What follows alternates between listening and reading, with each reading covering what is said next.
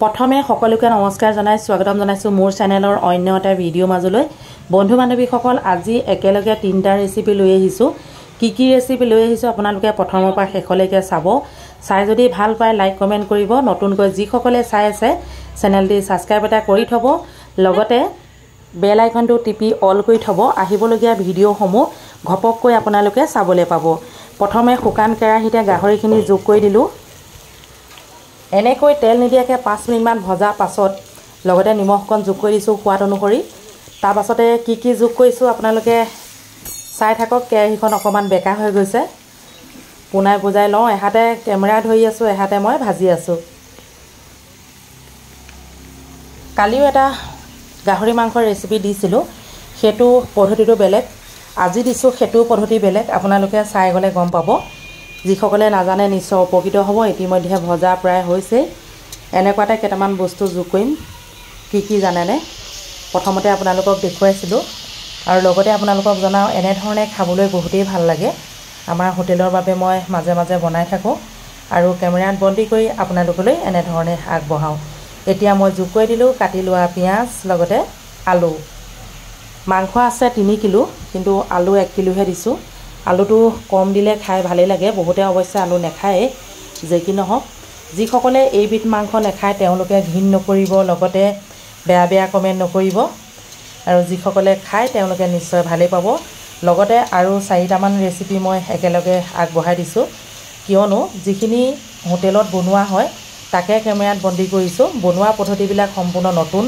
সেয়েহে আপোনালোকে চাই গৈ থাকক এয়া আৰু যি সকলে গাহৰি মাংস খাই ভাল পায় তেওঁলোকে কমেন্ট কৰিব জনাব আৰু বনোৱা পদ্ধতিটো আপোনালোকৰ পছন্দ হৈছে নাই এনে ধৰণে ভাজি কিন্তু পানী নিদিয়াকো খাবলৈ বহুতেই ভাল লাগে কিন্তু আমাৰ হোটেল যেহেতু অকমান পানী দিবই লাগিব এতিয়া 5 মিনিটৰ বাবে এনে ধৰণে ঢাকি দিলো গামলাটো সহায়তে তাৰ পাছতে এয়া এতিয়া বাঁহৰ গাছ যোগ কৰিলো কালি মই বাঁহৰ গাছখিনি তেলত ভাজি লৈছিলো আজি অৱশ্যে ভাজি লোৱা নাই মাংসখিনি ওপৰতে যোগ কৰি দিলো এতিয়াও 2-3 মিনিট মান ভাজি দিম ভাজি দিয়া লগে লগে ফসাকৈ বহুত ধুনিয়া এটা গোন্ধ মাৰিছে মানে অলপকে মাৰিবলৈ লৈছে আৰু বাকি চাই থাকক দেই আপোনালোকে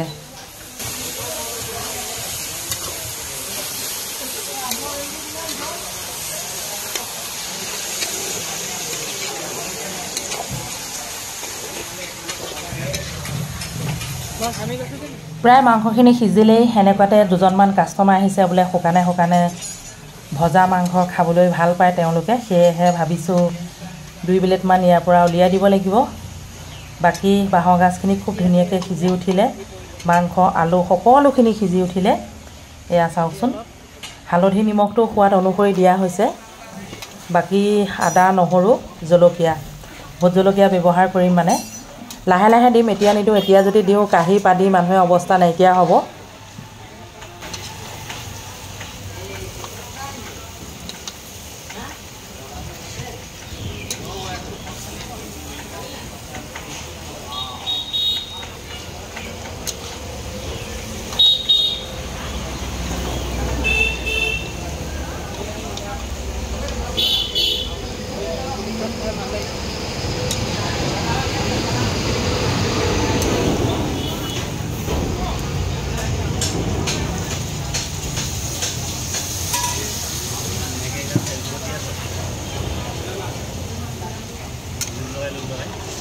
অকল ফেসবুকতে নহয়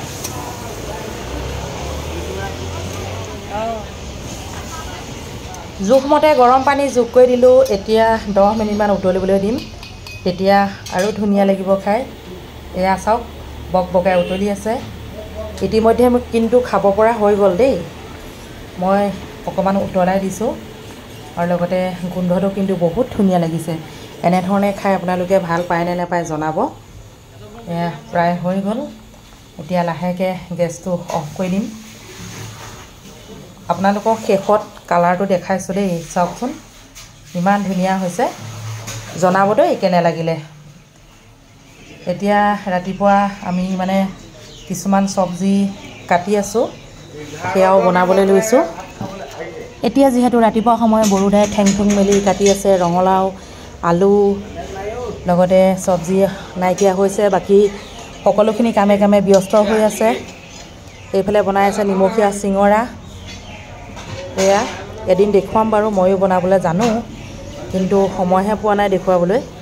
এইফালে আলু, পটল, ৰঙালাও সকলোখিনি যোগাৰ। এতিয়া এটা কেৰাহী পাতি ল'লোঁ, বনাই গৈ থাকোঁ, আপোনালোকে চাই গৈ থাকক। প্ৰথমতে আলুখিনি ফ্ৰাই কৰি ল'ম, যিহেতু আলুখিনি লগে লগে দি দিলে মানে ভাগি ছিগি যাব, দেখিবলৈ বেয়া লাগিব। আলুখিনি আগতীয়াকৈ ফ্ৰাই কৰি ল'লে চব্জিৰ ৰংটো ধুনীয়া হ'ব।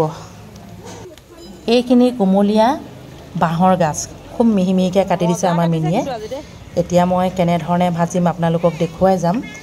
এটা এটাকৈ বনাই গৈ থাকিম, আপোনালোকে চাই গৈ থাকিব, নিশ্চয় ভাল পাব। ইতিমধ্যে আলুখিনি ফ্ৰাই হৈ গ'ল সুন্দৰকৈ। আলুখিনি এতিয়া মই কাঢ়ি দিছোঁ। একেখিনি তেলতে মই চব্জিখিনি ভাজিম, যিহেতু তেল বেছি নিদিয়াকৈ সোৱাদ লগাকৈ ভাজিব জনাগৰাকীহে আচল গৃহিণী, নহয়নে বাৰু? বেছি মছলা দি পেলাই, বেছি মানে ধৰক জলকীয়া বা কিবা দি মানে এনেকৈ ৰন্ধা মই পচন্দ নকৰোঁ। চিম্পুল ৰান্ধিব লাগে, খাবলৈ সোৱাদ লগা হ'ব লাগে। তেল বহুতখিনি বাচি গ'ল। এইখিনি তেলতে এতিয়া মই মছলা যোগ কৰিম, আপোনালোকে চাই থাকক দেই কি কি মছলা যোগ কৰিম। প্ৰথমতে দি দিলোঁ আজৱাইন, তাৰপিছতে দি দিলোঁ কাটি লোৱা পিঁয়াজ, তাৰপৰা আৰু কেইটামান বস্তু যোগ কৰিম, আপোনালোকে চাই গৈ থাকক।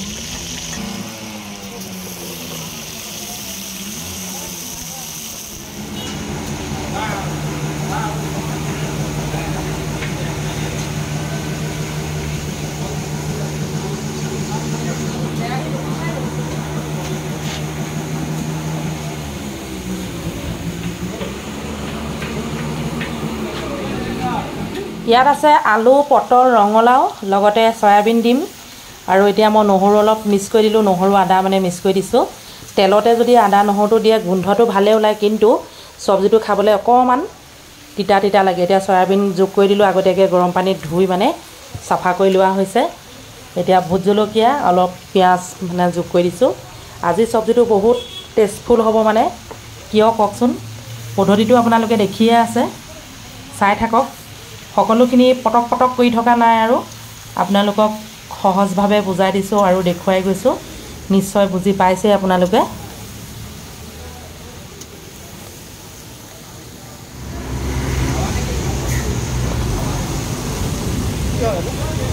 কি বনাইছোঁ কওক?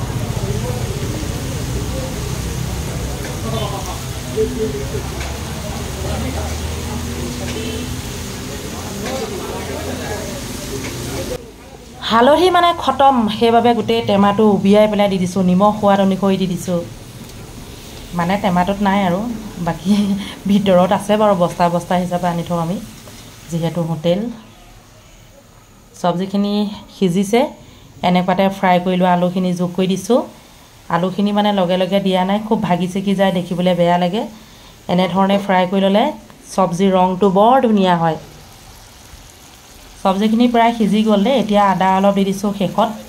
এনেধৰণে আদাখিনি যদি শেষত দি অকণমান ধুনীয়াকৈ উতলাই দিয়ে, মাংস গোন্ধ এটা আহি যায়। যে কি নহওক, এতিয়া গৰম পানী মিশ্ৰণ কৰিবলৈ হৈছে আৰু এয়া গৰম পানী অলপ মিশ্ৰণ কৰি দিছোঁ। গৰম পানী মিশ্ৰণ কৰাৰ পাছত মাত্ৰ 5 মিনিটহে গেছৰ ওপৰত ৰাখিম, যিহেতু বেছি ভাগি ছিগি গ'লে যিকোনো চব্জিটো খাই ইমান ভাল নালাগে। সকলো চব্জি বাৰু একেই নহয়। এইটো পটল, আলু, ৰঙালাও যদি বেছিকৈ সিজি যায় তেতিয়া আপোনাৰ অকণমান গুলগুলীয়া টাইপৰ হৈ যায়, হোটেলত খোৱাবলৈ ইমান ভাল নালাগে, নহয়নে বাৰু? এইফালে চব্জি ধুনীয়াকৈ হৈ গ'ল, গেছটো অফ কৰি দিলোঁ। এইটো চব্জি আপোনালোকৰ চাই পচন্দ হ'লনে? যদি হ'ল লাইক কমেণ্ট কৰিব দেই। আকৌ এটা এতিয়া বনাবলৈ লৈছোঁ মই। চাৰিওফালে কেমেৰাটো পকাই হোটেলখনৰ পৰিৱেশটো দেখুৱাই দিছোঁ। এতিয়া এটা কেৰাহী পাতি ল'লোঁ, বাঁহৰ গাজ ভাজিবলৈ লৈছোঁ। ইতিমধ্যে মই ফেচবুকত শ্বেয়াৰ কৰিছোঁ প্ৰথমৰ পৰা শেষলৈকে। বাঁহৰ গাজখিনি তেনেই কুমলীয়া বাঁহৰ গাজখিনি এনেধৰণে মিহি মিহি কৰি অকণমান তেল পিঁয়াজ দি ভাজি ল'লে বহুতেই ধুনীয়া লাগে খাবলৈ। আপোনালোকে এনেধৰণে খাইছেনে নাই জনাব। এয়া খুব ধুনীয়াকৈ তেল পিঁয়াজ দি এতিয়া ভাজি দিম। এয়া চাওক, তাৰপাছতে গৰম গৰম ভাতৰ লগত পৰিৱেশন কৰিম আৰু খাবলৈ বহুত ধুনীয়া হয়। একেলগে 3টা ৰেচিপি আজি আগবঢ়াইছোঁ। ইয়াতো নিমখ আৰু হালধি সোৱাদ অনুসৰি দিছোঁ। বেলেগ মছলা মই ব্যৱহাৰ নকৰোঁৱেই, পেকেটিং মছলা প্ৰায় ব্যৱহাৰ নকৰোঁ, আপোনালোকে জানেই। আমি যিসকল গৃহিণী তেওঁলোকে এটা কথা লক্ষ্য ৰাখিব লাগে, কম মছলাতে বহুত সোৱাদ লগাকৈ যিকোনো ৰেচিপিটো বনাবলৈ চেষ্টা কৰিব লাগে, তেতিয়া ধৰক পেটৰ অসুখ নহয়। এতিয়া অকণমান আদা দি দিলোঁ, আদা, জলকীয়া, নহৰু, পিঁয়াজ আৰু নিমখ আৰু হালধি, বেলেগ একো বস্তুৱে ব্যৱহাৰ নকৰোঁ তেনেধৰণে। এয়া চাওক খুব ধুনীয়াকৈ ভাজি আছোঁ। শেষত দেখিবলৈ কেনেকুৱা হৈছে অকণমান আপোনালোকে চাবচোন। আজি বহুদিনৰ মূৰত মানে অকণমান দীঘলীয়া ভিডিঅ' এটা শ্বেয়াৰ কৰিছোঁ, নিশ্চয় আপোনালোকে বুজি পাব বুলিয়ে শ্বেয়াৰ কৰিছোঁ। আপোনালোকে যদি বুজি পায় লাইক কমেণ্ট কৰিব, নতুনকৈ চোৱাসকলে চেনেলটি ছাবস্ক্ৰাইব এটা কৰিব। এয়া চাওক সৰু সৰুকৈ পিঁয়াজ আৰু জলকীয়া কাটি থোৱা আছে, এয়া অকণমান মিশ্ৰণ কৰি দিম এতিয়া। তাৰপাছতে খুব ধুনীয়াকৈ ভাজি দিম। আগতীয়াকৈতো পিঁয়াজ দিছোঁ, এয়া দেখিলেই। এয়া শেষত যিখিনি মই পিঁয়াজ যোগ কৰিছোঁ, এইখিনি পিঁয়াজ যেতিয়া গলি যাব, গলি যোৱাৰ লগে লগে লাহেকৈ গেছটো অফ কৰি দিব লাগে। এতিয়া আপোনালোকে চাই থাককচোন, মই পিঁয়াজখিনি জলকীয়াখিনি অকণমান গলিবলৈ দিছোঁ। এয়া প্ৰায় গলি উঠিছেই। যে কি নহওক, সকলোকে মোৰ চেনেলৰ তৰফৰ পৰা মৰম আৰু সম্ভাষণ জনালোঁ। যদি এই ভিডিঅ'সমূহ চাই ভাল পাইছে লাইক কমেণ্ট কৰিব, চেনেলটি ছাবস্ক্ৰাইব কৰিব। আকৌ এবাৰ কৈছোঁ, শেষলৈকে ভিডিঅ'টো চাই মোক ছাপোৰ্ট কৰাৰ বাবে মোৰ অন্তৰৰ পৰা সকলোকে বহুত বহুত ধন্যবাদ। এনেধৰণে আগলৈও আপোনালোকে ছাপোৰ্ট কৰিব। যিসকলে আগৰ পৰা ছাপোৰ্ট কৰি আহিছে তেওঁলোককো অশেষ ধন্যবাদ। আজিলৈ আহিছোঁ, বাই বাই।